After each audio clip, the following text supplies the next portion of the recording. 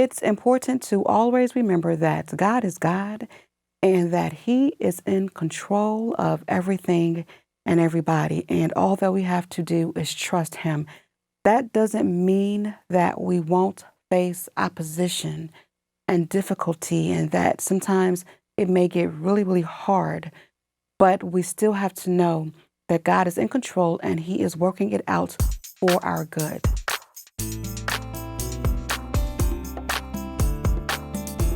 Once again, we're here for the Sanctuary Sunday School, and as always, it is an absolute pleasure to share this lesson with you. If this is your first time, go ahead and subscribe.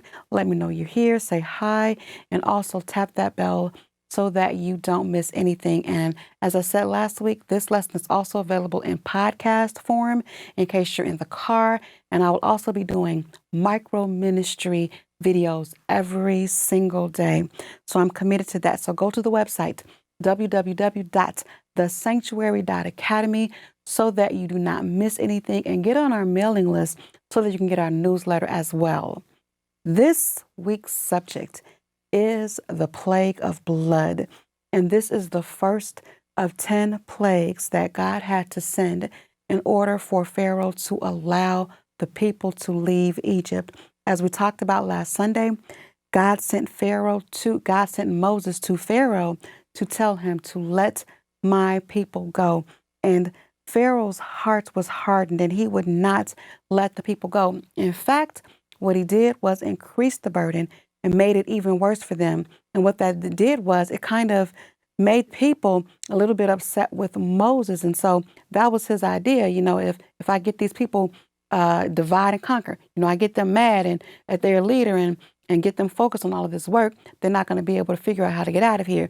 So that was his initial plan. But what he did not know is that God had a complete plan of deliverance for His people. That just blessed me. How many people know that God has a complete plan of deliverance for you, and it's going to be all right? I thank God for that. He just dropped that in my spirit, and I thank God for deliverance right now. But He had this plan for His people. And this was one of 10 plagues. And we know the story of the 10 plagues. And this was when God had them turn the Nile River to blood. And as I read through these passages, I love reading in the Old Testament because it tells you where God tells the man of God exactly what to do. It spells it out. And then the next verse, it tells you where the man of God did exactly what God told him to do. And I love that because that's a critical step.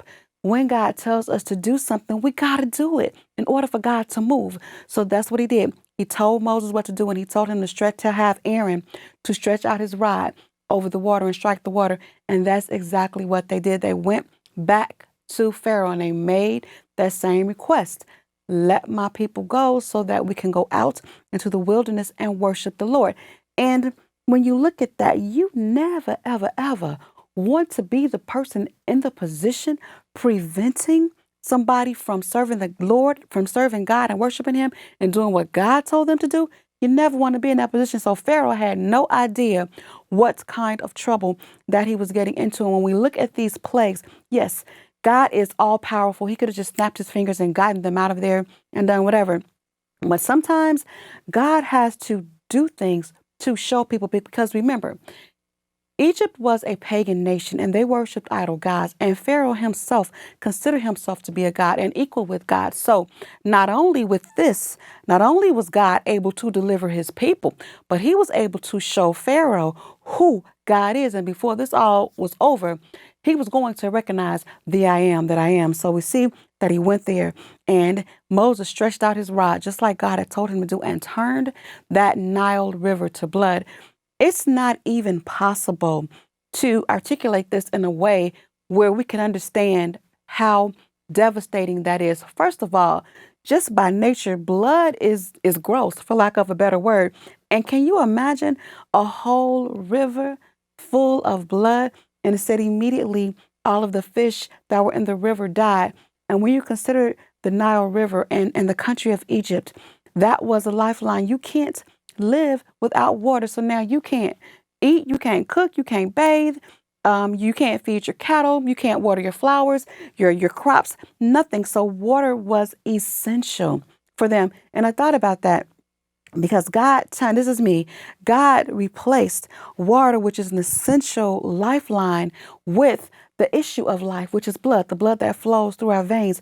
And this was something that only a God could do. And then the funny thing is that the magicians that they had in Egypt, they said, oh, we could do that. And they turned some water to blood as well, saying, oh, this ain't nothing. We can do this too.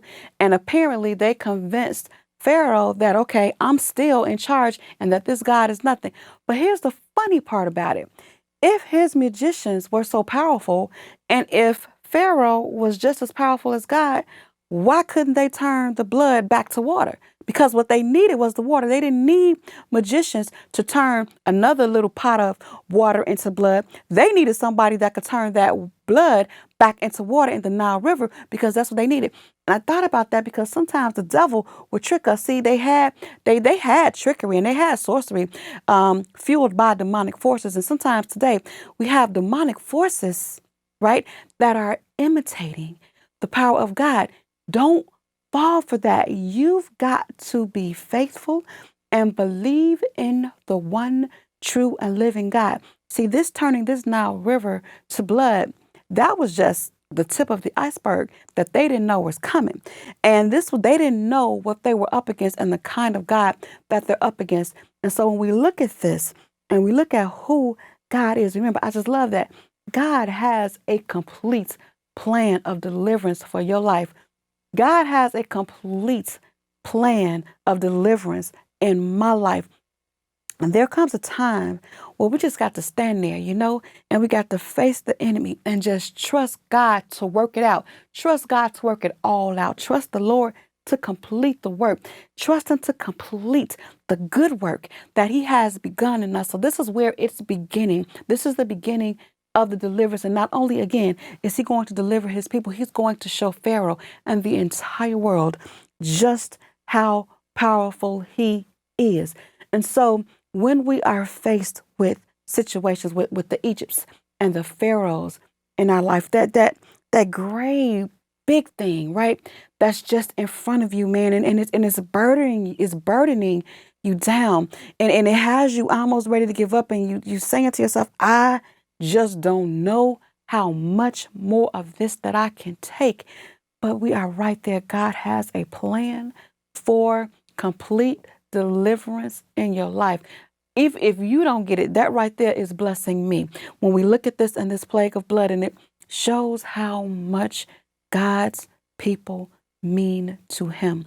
He sent Pharaoh there. He sent Moses there to Pharaoh to demand to let His people go. And God hardened Pharaoh's heart because it was time for Pharaoh to learn a lesson. And we see at this point in the story, Pharaoh is still trying to act like he's a match for God. But how many people know that there is no match for the Lord? And if we surrender to Him, if we give it to Him, just like He sent this plague of blood to deliver the children of Israel, God has a complete plan of deliverance for your life. Just obey Him, just trust Him, and stay faithful.